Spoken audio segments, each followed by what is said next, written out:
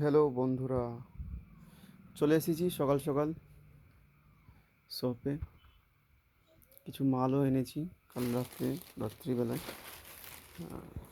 পাথরের চুড়ি আছে, ভালো ভালো কিছু চুড়ি আছে, দেখতেই পাচ্ছেন। পুরো ভরপুর দোকান এই সময়। সামনে আমাদের পরব, ঈদ উৎসব। দুলহান চুড়ি খুব ভাইরাল চলছে।